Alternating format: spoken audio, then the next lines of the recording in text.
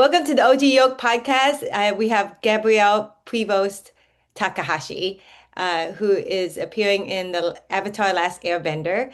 You played as Yeah. General Ketri. Hold on. Yeah, I play Lieutenant. General Sung is played by Lourdes, but I'm her Oh, right I'm sorry. hand. No, it's all good. I play the right hand of General Sung, which is Lieutenant Ketri. So this kind of troubled lieutenant who's stuck between the lines of, protecting the wall and the Mhm. turmoil that, happens in the city and Well, and I mean, I saw this whole series already, yeah, and yeah, yeah, forgive me for not mentioning the actor name, but she did an amazing job in Zula. yeah. Zula's a really She was hard character. amazing. Right? Absolutely. Yeah. Kettering was already such a great, written character, but again, shout out to the producers, Christine and Jabbar, Ryan, Gabriel, Helen. I didn't get to meet Albert, but they were so open to collaboration, and I changed some of my lines. I brought some suggestions, Wow. some movement suggestions, and they all loved it. And yeah, they were just so collaborative, and I think that just comes from the nature of the people that they are. Christine being so immersed into the theater, which is Mm. the epitome of collective effort. It takes a Hmm. village to do a theater Yeah. production. So those minds coming together, they were open, and I think that's why the magic of season two is where it's at because like you know not just the producers, but the cast was also just so cohesive. From Gordon to yeah, Azula as Lizzie Thank you. and everybody else. They were just such a great bunch of people, just amazing chemistry between each other, and that also creates such an inviting set environment, which can be really hard for a humongous show like Avatar. Oh my It's God. an immense IP, so they were just such great people, so fun to be around, great conversations, couple good hot pot dinners with them, and yeah, just great people. So they made it really easy for me. And at the time for me, I was in and out of that show with two other projects. So I was like, sometimes worried about not getting able to have the rapport with the cast. And, you get a bit of FOMO because you have to be in and out and like, your days are spread out throughout the 6 months that I was with them. But yeah, they just with the incredible environment they created, they made it so easy to tap in and out of that show. And yeah, so yeah, shout out to them as well. Shout out to the cast. And it's funny how you can look younger without your beard, Yeah, and then you look so much older. older. Yeah, Yeah, it's like you can play different. But how long? I know this is a weird question because I don't have hair on my face. How long does yeah. it take you to like grow it? Like, Yeah, that's no, for sure. I looked a lot older than that because when I was doing the costume fittings with Chris Hargadon, I had known him through another project, and he kind of suggested that if I can fill out the armor by gaining a bit of muscle and weight, that I would look a little bit older and yeah, a bit more menacing. So mm, yeah, I was a lot more bulkier in that when we were filming that. So I hence looking a little bit older. Your thicker neck and like mhm. jawline, cheekbones, and yeah, overall everything. So, did you have to do any training, or did you already know some of, like, did you already take martial arts or any type of sword samurai fighting? Yeah, I did have a bit of training. And yeah, really quickly, I'm so grateful for this show, Avatar, which, pulls from such rich Asian folklore and indigenous folklore too, that, has created this immense world of opportunity for so many cast and crew. And I think they did a great job this season, matching a lot of details with Ba Sing Se. They went a lot more practical this season, so the Yeah. sets were so much more in depth and they built a lot more sets.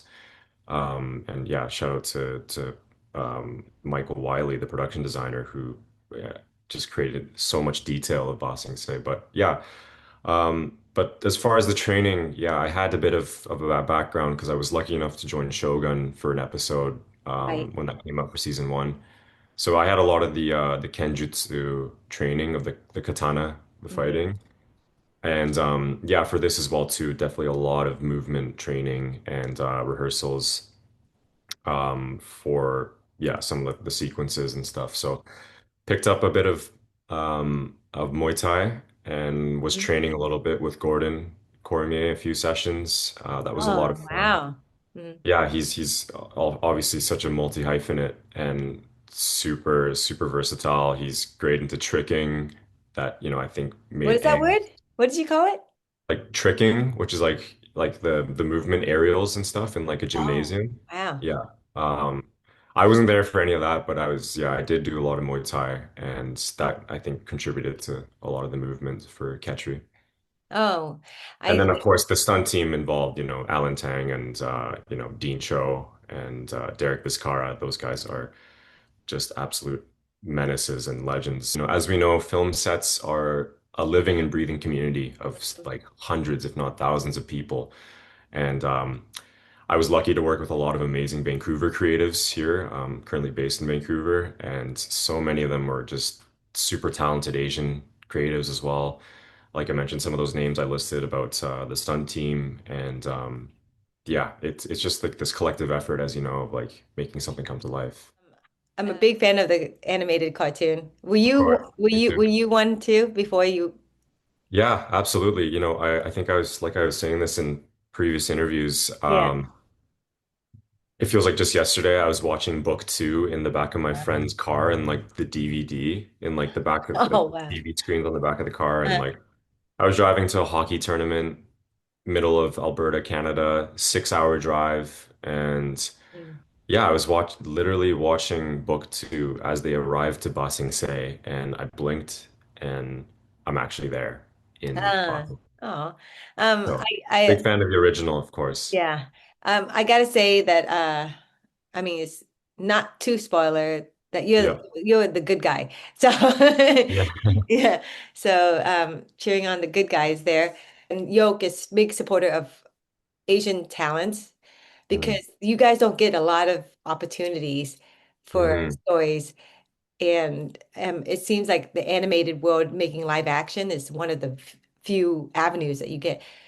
Yeah, the fact that you're Canadian now, right? Like for say, Mhm. like you were Japan. I mean, you're still Japanese. Sorry, you were from Tokyo, but Yeah. then you're like Canadian now. Yeah. So you joined the film, I guess, industry in a way where I heard they're very supportive of each other, and the fact that you made a film about made in Vancouver and all that, and you play a real the Yeah. a gangster, and I Yeah. watched that was almost like a Pulp Fiction It is. homage. Yeah, Hmm. yeah. So I was wa watching that, and where you can play angry. Yeah. And Yeah. when you got Last Airbender, how did your agent and or manager pitch you to have such a big, especially also Shogun, how you picked up on those shows? Mhm. Of course, yeah. That leading up to getting Lieutenant Ketri was a collective series of auditions, and I had actually read for a lot of the season one stuff, Mm. especially for Lieutenant G. But shout out Roy Iskandar. He's a terrific actor and did an amazing job in that role. And I was reading for a lot of the Avatar, yeah, season one roles. At the time, it was coded as Blue Dawn, and I think up until season two, I didn't get anything for season one. And by the point I had auditioned for Lieutenant Ketri, there was about 7 to 8 auditions. Wow. And then, yeah, luckily on the eighth one, I cracked it. And it was funny enough, of course, season two was also very heavily coded. Everything was, the scripts were redacted and cryptic. And the role at the time was called Takashi, close to like my last name. Mm. And I was like, it was just like speaking to me. The lines were like so catered. It had a lot of great movement and just I loved the lines. And then yeah, obviously had gone through the whole process, sent out the audition, got the availabilities, didn't know about anything for about a month, Oh and then my I got it. God. Huh. And then fast forward to I think after I filmed like my second episode, I had talked to Christine Boylan, one of the head honchos, showrunners, and she had mentioned that she has saw all my tapes throughout that process. Aw, It was so yeah. cool. And it just goes to show, shout out to the producers, like, they really are watching all the auditions. Like they really are. And another example of that was they were trying to find young Zuko at the time for the flashback scenes. And I had a couple like youth Asian child actors that I had known from other projects that I was kind of like suggesting to them Mhm. and showing all their headshots. And then Christine was like, "Oh, I've already seen that one. Like I've already seen him. I've already seen him." So again, another testament to like tell you they really are watching all of your tapes. So I don't know if this clips makes it out and like, as far as like acting and people to continue persevering, like producers see everything. So yeah, that Yeah. was a, but yeah, as far as like what got me here, I think totally Shogun and getting on that contributed to that. And having the movement experience from that too. Familiar faces worked on Shogun that are now on Avatar. So I'm sure that helped as well. Yeah. And you're booking the gigs like Mm. consistently in a way where you're not, how do I say this? I know friends who have been doing it for 10 years or so and they haven't, Yeah. and it's you're on a momentum based off your information is that you do candles on the side. So you Yeah. have a lot of side gigs. So Yeah. so you're doing what a lot of major actors say in the Instagrams where they go, you have to have a life outside of acting. So you Totally. have, yeah. So you have your candle making, which is so smart because then I don't even know how you have time to do the candles because it Yeah. sounds like it takes a long time. It's just so important to have the balance. I think to create great performances, it's all about living real experiences, and you have to live and breathe life and just get yourself out there. And for me, the singing, the drumming is a great way to kind of release. Candles are a great way to ground myself. And I actually did a bit of like a pre-release with the Avatar cast. I think like the last day of my filming, I handed out about like 150 Oh my candles. God, dude, that cast is huge. So yeah, that's what I Yeah, was gonna say. Cast humongous and cast, production. and as well as the hardworking crew. So Yeah. yeah, Christine loved it. Gordon loved it, but all the guys loved it. So I'm happy with the feedback. But yeah, Was hopefully it gonna release that soon. was it by smell? Like you did it by like different smell? Yeah, yeah, no, it's right now just a simple green tea scent. I love Mhm. just the smell of sencha green tea, Uh-huh. just so like roasted and relaxing. So that's the fragrance right now. Oh, uh, when you do you have a whole assembly line yet, or you just do it yourself? Yeah, tons of ideas. Perfect world, I would be doing hojicha Mhm. and yuzu, and then I love the smell of like onsens, Yeah. kind of like that slight sulfuric kind of ocean smell to it. It's hard to explain that smell unless you've been to an onsen in I Japan. love onsen, dude. I just came back from Japan Oh yeah, last nice. month, okay? Awesome. And I went to one in Kyoto. Oh, amazing. Yeah. Yeah. I found one with the private onsen too. Obviously stunning, stunning Uh, place. So you must have had a great time. you sing, so that means you're open to doing musicals, I right? would love to one day. Yeah. Yeah. I think Yes. I'm still a little ways away where I can confidently do a musical justice, but I'm taking up more professional lessons starting next week, so I'm excited. I have a background. The singing that I did was just more of like a hobby, um, just like a background in jazz singing. I Mhm. grew up around jazz music. I was a drummer throughout most of Oh my senior high God, I school. love drummers. I Yeah. love drummers are the best. Yeah. Yeah, so I was drum kit for jazz band for a year, but yeah, for the most part, just regular, senior orchestra band. And yeah, singing is just so liberating. So I'd love to get into that more. Are you songwriting? Are you No, there like yet? Not originals. yet. I Not think yet. I would be doing covers for the most part. Yeah, I songwriting seems like really fun, but like such a beast. I've got friends in the music industry, and it takes a lot. And already with script writing, Yeah. that takes a lot of energy. So maybe I'll get there one day. And the other part was where you said drumming. Jazz drumming is not easy.